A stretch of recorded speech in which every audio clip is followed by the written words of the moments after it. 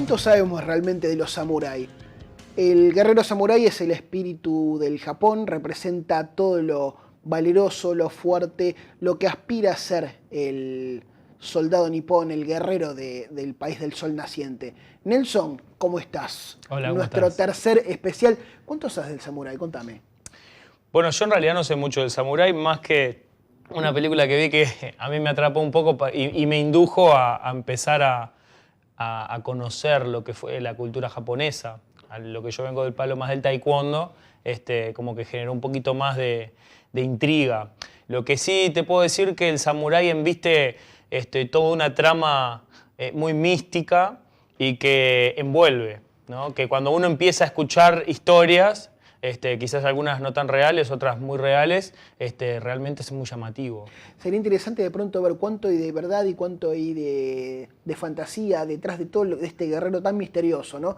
Entonces invitamos al principal referente de lo que son las artes del Bushido en Uruguay, el director del Yamato Dojo. Bienvenido, Sensei Gonzalo Tiista, a Poder Marcial TV, nuestro tercer especial del año. Confiemos que no nos desasne de qué se trata este guerrero samurái. Bueno, muchas gracias, Javier, Nelson, por la invitación. Es un placer.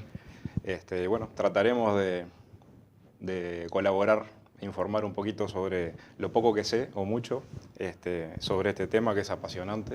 Es muy apasionante. Le recordamos a los amigos que verán, lo tendrán visto seguramente de tantas veces que apareció en el programa. Sensei Gonzalo Tiista es quinto dan de Kendo. Así es. Experto en Iaido. ¿Qué grado tiene? Cuarto dan. Cuarto dan de Iaido. Fue quien trajo el Kyudo, la esgrima japonesa, también al país. El Yodo también. Yodo y el Kyudo. Y el Kyudo. Entonces, todas las disciplinas que pasaron por el samurái las difunde el Sensei Tiista por medio de lo que es el Yamato Dojo, con el auspicio de la Asociación Uruguaya de Kendo y Aido, vamos a aclarar, para agradecer a la entidad que está patrocinando también este especial del año. Y también tenemos que tener presente que Gonzalo tiene una vasta experiencia a nivel internacional. Exacto, ¿no? viajando a Japón, viajando a diferentes Pila. países, así que mejor referente en Uruguay no hay, no existe, y es un lujo tenerlo en el programa. Vamos al grano. A ver, ¿cómo se originó de pronto el samurái? ¿De dónde surge? Bueno, capaz que podemos empezar viendo qué significa la palabra samurái. Dale. ¿No? La palabra samurái significa el que sirve. Ajá. Y fue una élite de guerreros japoneses que estaban al servicio de la nobleza. O sea, fueron creados, digamos, por la nobleza en aquel entonces, bueno, para servirlos en lo que era protección y mantener el orden público, ¿no? Y por supuesto formar parte en las filas de los soldados cuando era necesario enfrentarse a alguna posible invasión. ¿Qué estamos hablando? Que en un principio era una especie de guardaespaldas, de policía.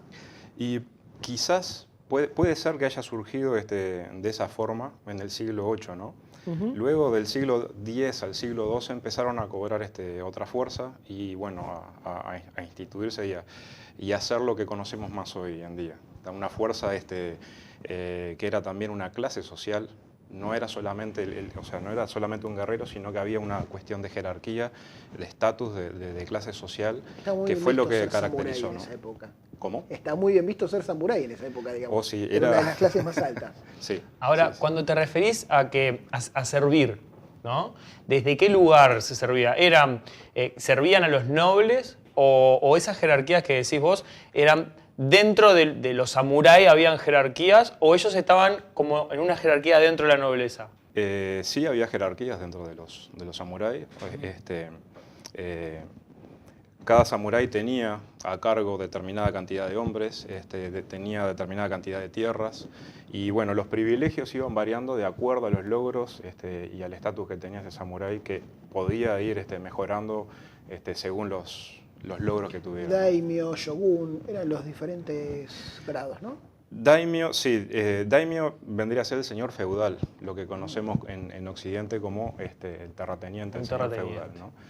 El shogun era el general. O sea, como un comandante en jefe, digamos así. Claro. Los samuráis seguían o obedecían al shogun, ¿no? Perfecto. ¿Y por qué te parece que el samurái se volvió como tan poderoso, no solo a nivel político, sino también social. Digamos que era el dueño de las armas también un poco. Exactamente, era el único autorizado a portar armas, muy particularmente la katana y el wakizashi eran lo que hacía el samurái, ¿no? Es muy interesante que hablaste de katana y wakizashi.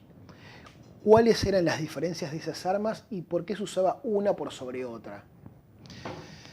Bueno, la katana era el arma, en realidad empezó a cobrar popularidad más en tiempos modernos, pero en momentos en los que no estaban en guerra, que circulaban, lo hacían con el katana y wakizashi. El arma número uno en realidad era para el combate era el yumi, era el arco japonés, que bueno, tiene cierta lógica porque era el arma con el que se podía causar daño a distancia. ¿Cuánta distancia abarcaba un yumi? Cuando yo tiraba, ¿a cuántos metros? ¿Cuántos? No sé. Bueno, eso 3, 7, 10 metros. puede variar mucho. Tengo entendido que se han encontrado, se ha registrado, se han encontrado arcos con una potencia de unos 40 kilos. Es muchísimo. 40 kilos. Sí. Que lograba una distancia promedio ¿cuánto? Y un arco de 14 kilos es la fuerza que tengo que hacer para abrir el arco. Bien. ¿Sí? Un arco de 14 kilos puede tirar perfectamente de 30 a 50 metros. O sea que un arco de ese quilaje podía superar los 100 metros sin problema ninguno con una gran potencia, ¿no? Anticipándonos un futuro tema dentro de la entrevista. ¿El yumi es lo que originó lo que es hoy el kyudo moderno? Sí. Perfecto. Así es. Para más adelante. Lo dejamos para más adelante.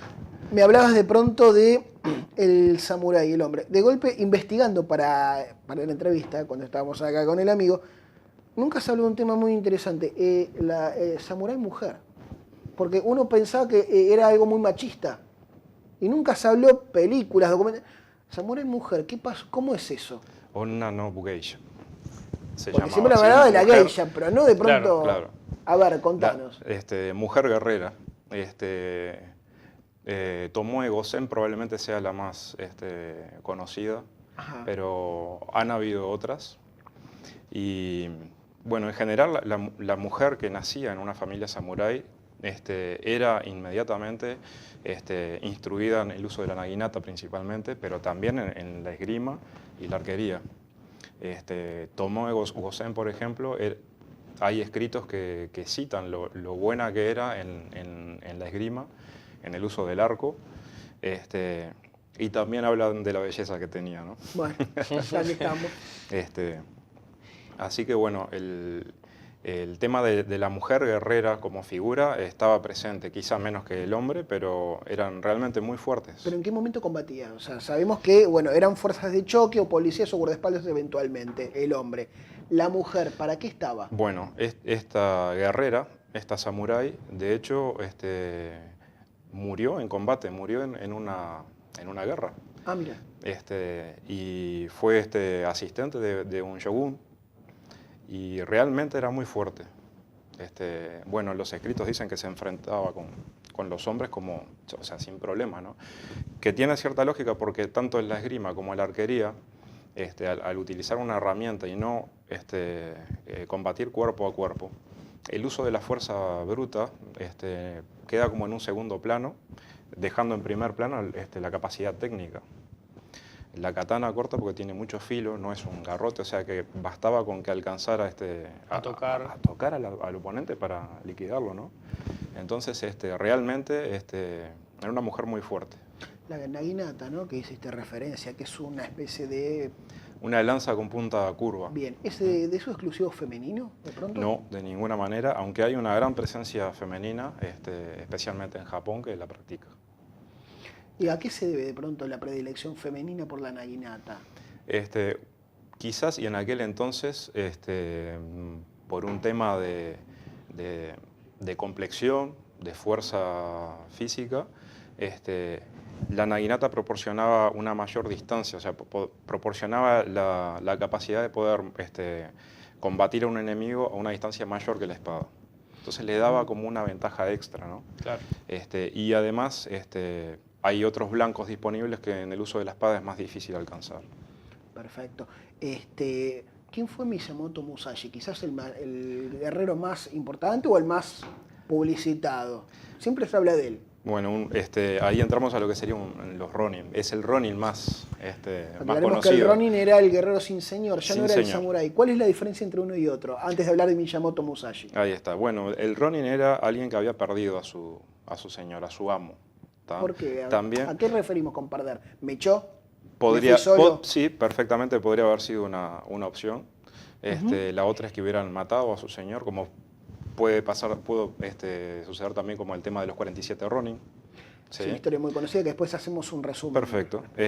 Porque está, aclaremos de los 47 Ronin, en Tokio está un cementerio con cada uno, ¿no? Sí, el Están- templo donde están ellos, sí, sí.